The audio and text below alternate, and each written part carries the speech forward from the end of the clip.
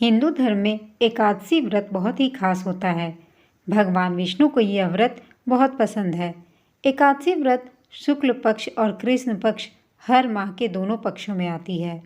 एकादशी तिथि को भगवान विष्णु को समर्पित कर व्रत रखा जाता है। यह बहुत खास है क्योंकि भगवान को कार्तिक माह और एकादशी दोनों ही प्रिय हैं। रमा एकादशी दिवाली से पहले मनाई जाएगी। इस दिन व्रत रखने से भक्तों पर भगवान विष्णु और माँ लक्ष्मी की कृपा बनी रहती है। पूरे दिन व्रत रखकर शाम को कथा सुननी चाहिए। आइए अब मैं सुनाती हूँ रमा एकादशी की व्रत कथा। पौराणिक कथा के अनुसार एक नगर में मुचकंद नाम के एक प्रतापी राजा रहते थे। उनकी एक बेटी थी जिसका नाम चंद्रभागा था। राजा ने अपनी बेटी का विवाह राजा चंद्रसेन के बेटे शोभन के साथ कर दिया था। चंद्रभागा के यहाँ सभी एकादशी का व्रत करते थे, लेकिन उसके पति शोभन को भूखा रहकर नहीं रह सकता था। उसे दोनों समय खाना खाने की जरूरत थी। शोभन एक बार कार्तिक मास के महीने में अपनी पत्नी के साथ ससुराल आया। तभी रमा एकादशी व्रत पड़ा। चंद्रभागा के गृह राज्य में सभी रमा एकादशी का नियम पूर्वक व्रत रखते थे और ऐसा ही करने के लिए शोभन से भी कहा गया।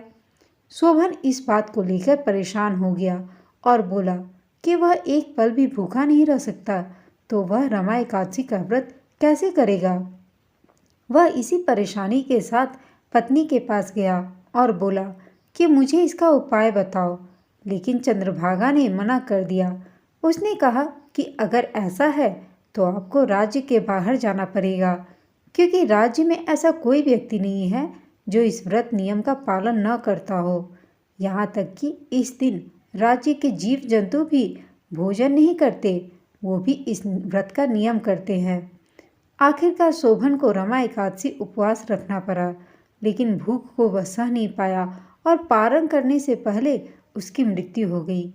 चंद्रभागा ने पति के साथ खुद को सती नहीं किया और पिता के यहाँ रहने लगी। उधर एकादशी व्रत के पुण्य से शोभन को अगले जन्म में मंदरांचल पर्वत पर आलीशान राज्य प्राप्त हुआ। एक बार मुचकुंदपुर के ब्राह्मण तीर्थ यात्रा करते हुए शोभन के दिव्य नगर पहुँचे। उन्होंने सिंहासन पर विराजमान शोभन को देखते ही पहचान लिया। ब्राह्मणों को देखकर शोभन सिंहासन से उठे और पूछा कि यह सब कैसे हुआ। तीर्थ यात्रा से लौटकर ब्राह्मणों ने चंद्रभागा को यह बात बताई। चंद्रभागा बहुत खुश हुई और पति के पास जाने के लिए व्याकुल हो उठी। वह वाम ऋषि के आश्रम पहुंची। चंद्रभागा मंदरांचल पर्वत पर पति शोभन के पास पहुंची। अपने एकादशी व्रतों के पुण्य का फल शोभन को देते हुए उसके सिंहासन व राज्य को चिरकाल के लिए स्थिर कर दिया। तभी से ऐसी मान्यता है कि जो व्यक्ति इस व्रत को रखता है वह ब्रह्म हत्या जैसे पाप से मुक्त हो जाता है और उसकी सभी मनोकामनाएं पूर्ण हो जाती हैं। जय श्री कृष्ण। अब मैं आपको भगवान विष्णु की ही एक अन्य पौराणिक कथा सुनाती हूँ। आप ध्यानचित होकर सुनिएगा। एक राजा था, उसके राज्य में प्रजा सुखी थी।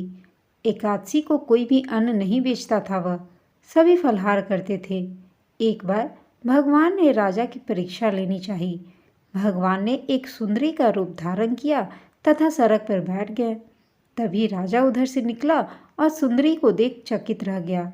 उसने पूछा, हे सुंदरी, तुम कौन हो और इस तरह यहाँ क्यों बैठी हो। तब सुंदर स्त्री बड़े भगवान बोले, मैं निराश्रिता हूँ, नगर में मेरा कोई जाना पहचानना नहीं है, किससे सहायता मांगूं। राजा उसके रूप पर मोहित हो गया। वह बोला, तुम मेरे महल में चलकर मेरी रानी बनकर रहो। सुंदरी बोली, मैं तुम्हारी बात मानूंगी, पर तुम्हें राज्य का अधिकार मुझे सौंपना होगा। राज्य पर मेरा पूर्ण अधिकार होगा। मैं जो भी बनाऊंगी तुम्हें खाना होगा।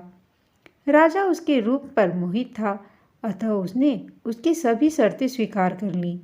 अगले दिन एकादशी थी।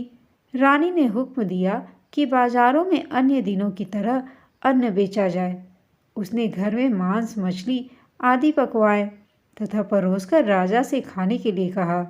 यह देखकर राजा बोला, रानी, आज एकादशी है, मैं तो केवल फलाहार ही करूँगा।